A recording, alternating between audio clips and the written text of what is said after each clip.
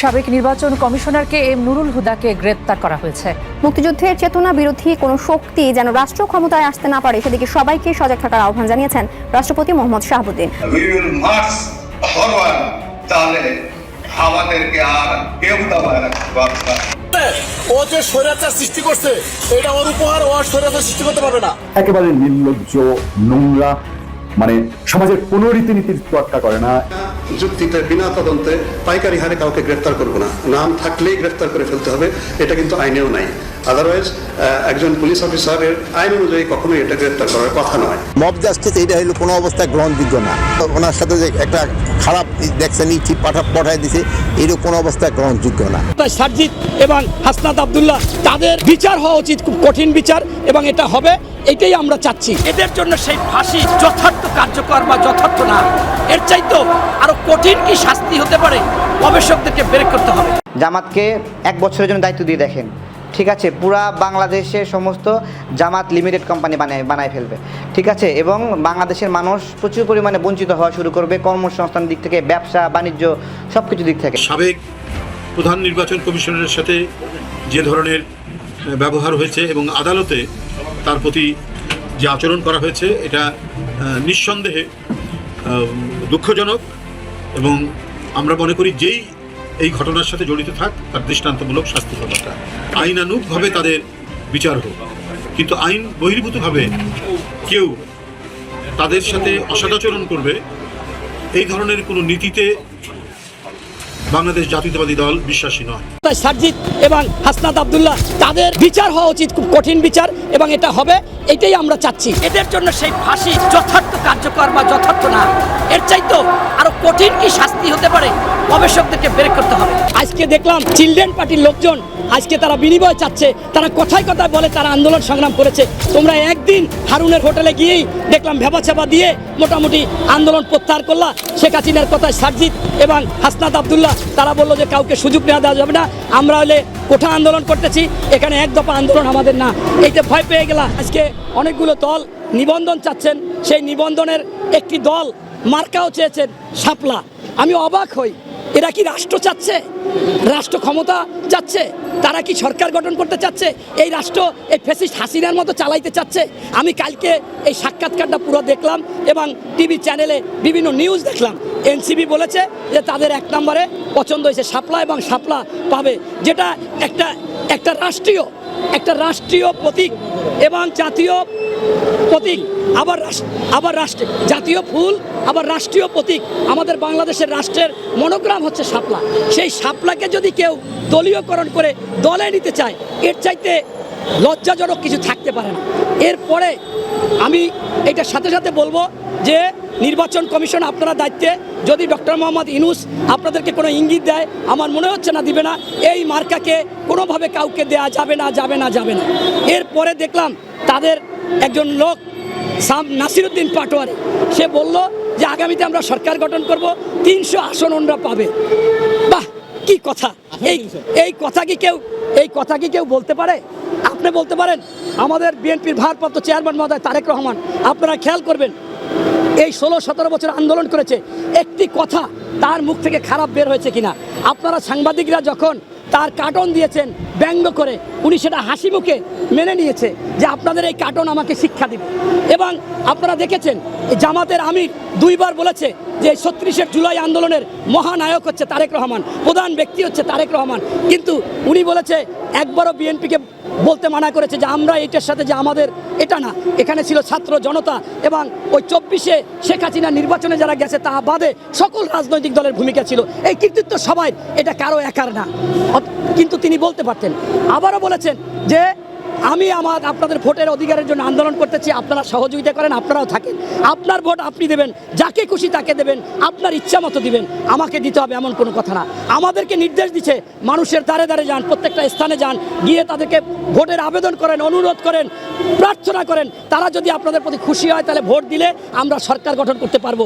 আর কোনো দিনের ভোট রাতে হবে না, এবং আমিও চাই না, আমি করতে দিব না। আর কোনো দিন বিনা প্রতিদ্বন্দ্বিতায় 154 জন এমপি প্রার্থী হবে, মানে নির্বাচিত হবে, এটা আমি আমি চাই না।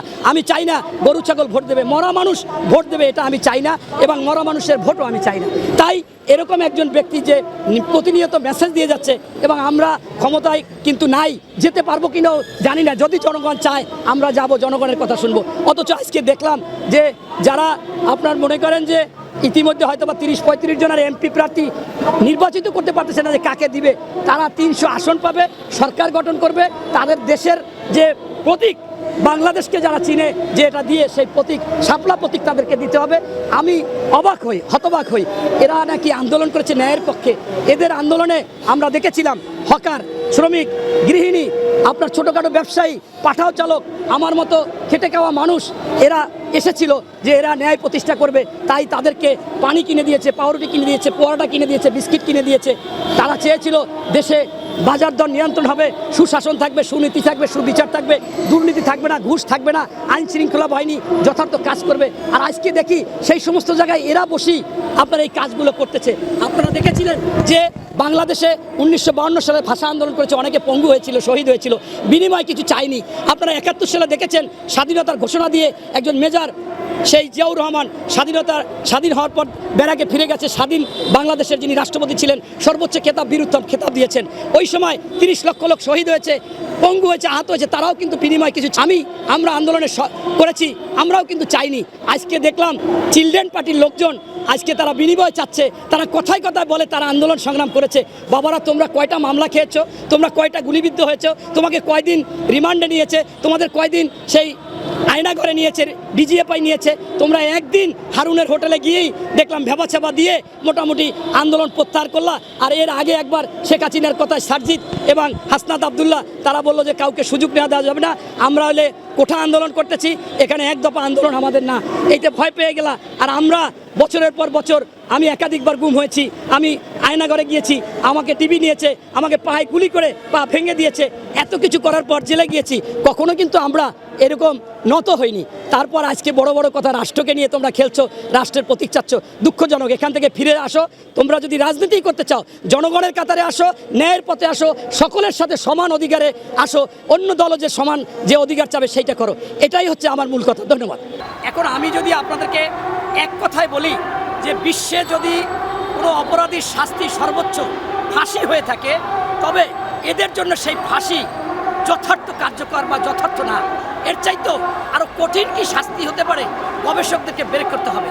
তবে আমি মনে করি এমন একটা শাস্তি হওয়া উচিত, এদের ফাঁসি হবে তবে ওপেন কোনো স্টেডিয়ামে তাদেরকে এমনভাবে ফাঁসি দেওয়া হবে যে জনগণ তাদেরকে দেখবে, এবং সেখানে ওই ইসলামিক কান্ট্রি বা অন্য অনেক কান্ট্রিতে আছে যে তাদেরকে থুতু নিক্ষেপ করে, তাদের ঢিলা ছোড়ে, তাদের পাথর ছোড়ে, এই কাজগুলো করে তাকে ফাঁসি দেওয়া উচিত। এরকম একটা কঠিন ব্যাপারে যাওয়া উচিত, কারণ এরা হচ্ছে আমাদের বাংলাদেশের রাষ্ট্রেও ভোটের কাঠামো, এই নির্বাচন পদ্ধতি এগুলোকে ধ্বংস করে দিয়েছে। আপনারা দেখেছিলেন যে একটি নির্বাচন হয়েছিল সেনা সমর্থিত, পরবর্তীতে 2014 সালে সেই গরু ছাগল তা ছিল ভোট কেন্দ্রে, এবং 154টা বিনা প্রতিদ্বন্দ্বিতায় কীভাবে তারা নিয়ে গেছে, যা বিশ্বে বিরল কোথাও নেই।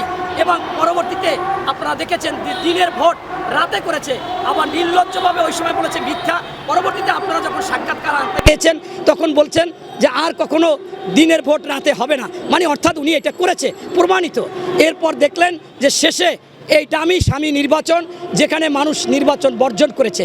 তাই স্পষ্টভাবে এই বাংলাদেশের রাষ্ট্রের যেমন ক্ষতি করেছে, এই বাংলাদেশের এই স্বায়ত্তশাসিত প্রতিষ্ঠান এবং একটা সাংবিধানিক প্রতিষ্ঠান নির্বাচন, যেই নির্বাচনটা বাংলাদেশের মানুষের কাছে 5 বছর পর পর একটা ঈদের আমেজের মতো ছিল, মানুষ খুশি মনে তার অনেক টাকা পয়সা খরচ করে সে যেত যে একটা ভোট দিবে, এটা কাকে নির্বাচিত করবে, এই জন্য কোথাও দেখা যেত যে সে চট্টগ্রামে আছে, বাগেরহাটে যেত, বাগেরহাটে আছে সে সিলেট যেত, তার এলাকা সিলেট ভোট দেওয়ার জন্য।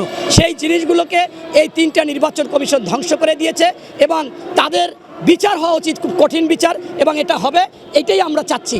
আর আপনার শুধুমাত্র এই 3 জন নির্বাচন কমিশন না, এদের সাথে যারা জড়িত ছিল অন্য কমিশনার এবং সংশ্লিষ্ট যারা ছিল, পাশাপাশি এমনকি যারা বিভিন্ন আপনার জেলায় উপজেলায় নির্বাচনের দায়িত্ব পালন করেছিলেন, তাদেরকেও যেহেতু আজ্ঞা পাওয়া ছিল, তাদেরকেও শাস্তির আওতায় আনা উচিত, এবং তাদেরকে চাকরি থেকে বরখাস্ত করা উচিত। এটাই হচ্ছে আমার এই নির্বাচন কমিশনের কথা। আবারও শেষ কথা বলবো, এই নির্বাচন কমিশনে যারা অপরাধ করেছে এই অপরাধীদের বিচার, সর্বোচ্চ বিচার যদি বিশ্বে থাকে ফাঁসি, সেই ফাঁসি দিলেও যথার্থ হবে না। এদেরকে আরও কঠিন কি শাস্তি দেওয়া যায় সেই শাস্তি দিতে হবে। প্রয়োজনে আপনার খোলা স্টেডিয়ামে জনগণের সম্মুখে তাদেরকে আপনার ফায়ারিং স্কোয়াডে এনে গুলির পর গুলি করতে হবে, অথবা ফাঁসির পর ফাঁসি, একাধিক ফাঁসি দিতে হবে। জামাতকে 1 বছরের জন্য দায়িত্ব দিয়ে দেখেন, ঠিক আছে, পুরা বাংলাদেশের সমস্ত জামাত লিমিটেড কোম্পানি বানায় ফেলবে, ঠিক আছে, এবং বাংলাদেশের মানুষ প্রচুর পরিমাণে বঞ্চিত হওয়া শুরু করবে কর্মসংস্থানের দিক থেকে, ব্যবসা বাণিজ্য সব কিছু দিক থেকে। তাদের যে ইসলামী ব্যাংকটা আছে এখানে জামাত শিবির না করলে নিয়োগ পাওয়া যায় না। তাহলে বাংলাদেশের অভ্যন্তরে কোনো একটা প্রতিষ্ঠান থাকবে যে প্রতিষ্ঠানে সারা বাংলাদেশের, কেন ওখানে তো বলেন নাই যে ইসলামী ব্যাংকে জামাত শিবির ছাড়া অন্য কেউ টাকা রাখতে পারবে না? তাহলে আপনারা টাকা নেবেন সকল প্রবাসীর কাছ থেকে, টাকা নেবেন সাধারণ মানুষের কাছ থেকে, কৃষকের কাছ থেকে, কিন্তু চাকরি দেওয়ার সময় শুধু জামাত শিবিরকে বেনিফিট দেবেন।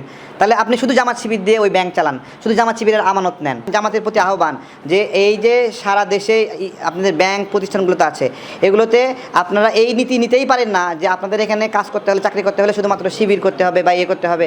আপনারা যে পলিসিটা নিয়েছেন যে এই যে ইসলামী ব্যাংকে সবাই শিবিরের হতে হবে, জামাতের হতে হবে, এবং তারা আপনাদেরকে মাসে মাসে ইয়ানত দেবে। একটা ব্যাংকের ঘটনাও দেখলাম যে সেই ব্যাংকের ম্যানেজার বলতেছে যে এখানে জামাতের কর্মীরা, শিবিরের কর্মীরা ইয়ানত নিতে আসছে, ইয়ানত না দেওয়াতে মারধর করেছে। এই ঘটনা মনে হয় আপনারা দেখেছেন। তাহলে এটা কি আপনারা এখানে শুধুমাত্র জামাত শিবিরের লোকদেরকে নিচ্ছেন যে নির্দিষ্ট এলাকায় আপনাদের রাজনীতি চালানোর জন্য ওখানে চাকরি করে করে আপনাদেরকে 5% ইয়ানত দেবে, এই জন্য মাত্র শিবিরের লোকদের এখানে ঢুকাচ্ছেন? বিষয়টা আমি চোখে আসার পরে আমি খুব করে ভাবছি যে একটা দল এখনই ক্ষমতায় না যেতেই নীতি নিয়েছে যে শিবির ছাড়া কাউকে চাকরি দেবে না। তারা ক্ষমতায় আসলে তারা তো সাধারণ মানুষকে সুযোগ দেবে না। এইটা জামাতকে ক্লিয়ার করতে হবে যে তারা আসলে বেকারদের জন্য নিরাপদ কর্ম ব্যবস্থাপনার গ্যারান্টি দেবে কিভাবে, এবং তার পরীক্ষা তারা ক্ষমতায় যাওয়ার আগেই দেবে। ক্ষমতায় যাওয়ার আগে সবাই বলে ন্যায় বিচার করবে, সুশাসন করবে, এগুলো তো সবারই কমন বক্তব্য, তাই না? তো এই বক্তব্যের পাশাপাশি প্রায়োগিক আপনার যেটুকু সক্ষমতা ছিল সেইটুকুই। আমি বলছি আজকে যে জায়গায় যে আশ্বাসগুলো আসছে, বিভিন্ন বিষয় আসছে, বেশি না, জামাতকে 1 বছরের জন্য দায়িত্ব দিয়ে দেখেন, ঠিক আছে, পুরা বাংলাদেশের সমস্ত জামাত লিমিটেড কোম্পানি বানায় ফেলবে, ঠিক আছে, এবং বাংলাদেশের মানুষ প্রচুর পরিমাণে বঞ্চিত হওয়া শুরু করবে কর্মসংস্থানের দিক থেকে, ব্যবসা বাণিজ্য সব কিছু দিক থেকে। এবং তারা যতটুকু থিঙ্ক করে যে তাদের কর্মীরা তাদের অভ্যন্তরীণ ফিন্যান্স ছাড়া অন্য কোনো সামাজিক কাজেও ফিন্যান্স করে না, খুব তারা দলের প্রতি এতটুকু ডেডিকেটেড। এটা না, একটা দল ক্ষমতায় যাবে তাদেরকে অনেক উদার হতে হবে, অনেক উদার হতে হবে, শুধু নিজেরটা খুঁজলে হবে না তখন থেকে। জামাত যেহেতু বাংলাদেশের সামনে সম্ভাবনা আছে, তারা ক্ষমতায় যাবে এরকম একটা ভাব আছে, বিভিন্ন অনলাইন ভোটিংয়ে তারা 70% 80% ভোট পাচ্ছে, তারা জিতেই গেছে বলা যাচ্ছে। কিন্তু যেহেতু জামাত জিতেই যাচ্ছে তাহলে তো এটা একটা আতঙ্কের বিষয়। তারা যদি ওই যে ইসলামী ব্যাংকের মতো সব যদি শুধু শিবিরের কর্মীদেরকে নিয়োগ দেয় তাহলে তো অবস্থা খারাপ, আমাদের কি হবে? তারা যেইটুকু সুযোগ পেয়েছে সব জায়গায় তাদের নিজেদের লোক নিয়োগ দেওয়ার জন্য ব্যাপক তৎপরতা দেখিয়েছে। তার প্রমাণই বললাম যে তাদের যে ইসলামী ব্যাংকটা আছে এখানে জামাত শিবির না করলে নিয়োগ পাওয়া যায় না। তাহলে বাংলাদেশের অভ্যন্তরে কোনো একটা প্রতিষ্ঠান থাকবে যে প্রতিষ্ঠানে সারা বাংলাদেশের, কেন ওখানে তো বলেন নাই যে ইসলামী ব্যাংকে জামাত শিবির ছাড়া অন্য কেউ টাকা রাখতে পারবে না? তাহলে আপনারা টাকা নেবেন সকল প্রবাসীর কাছ থেকে, টাকা নেবেন সাধারণ মানুষের কাছ থেকে, কৃষকের কাছ থেকে, কিন্তু চাকরি দেওয়ার সময় শুধু জামাত শিবিরকে বেনিফিট দেবেন। তাহলে আপনি শুধু জামাত শিবির দিয়ে ওই ব্যাংক চালান, শুধু জামাত শিবিরের আমানত নেন। এবং এই যে বড় একটা ইসলামী ব্যাংকের ধস হলো, মানে অর্থ এখান থেকে লুটপাট হলো, তো এই ক্ষতি তো ওই যে বাংলাদেশ ব্যাংক টাকা প্রিন্ট করে দিচ্ছে, আলটিমেটলি ক্ষতি কিন্তু আমানত রক্ষা করতে পারে নাই, কিন্তু রক্ষা করতে পেরেছে এই যে নাবিল গ্রুপ এমন একটা তৎপরতা করছে যে নাবিল গ্রুপ ইসলামী ব্যাংকের কাছ থেকে লোন নিয়েছে, ভালো করে বোঝেন, কিন্তু লোন নিয়েছে, সেই লোন নেওয়া টাকা দিয়ে আবার ইসলামী ব্যাংকের শেয়ার কিনতেছে, কিনে সেই ইসলামী ব্যাংকের মালিক হচ্ছে। ভালো করে দেখেন, খুব সুন্দর কৌশল। ইসলামী ব্যাংকের কাছ থেকে নাবিল গ্রুপ লোন নিয়ে সে ইসলামী ব্যাংকের শেয়ার কিনলো, ওই টাকা দিয়েই কিনে সে ইসলামী ব্যাংকের মালিক হয়ে গেল। অদ্ভুত বিষয়। এই ইকুয়েশন কেবলমাত্র জামাতের কাছে আছে।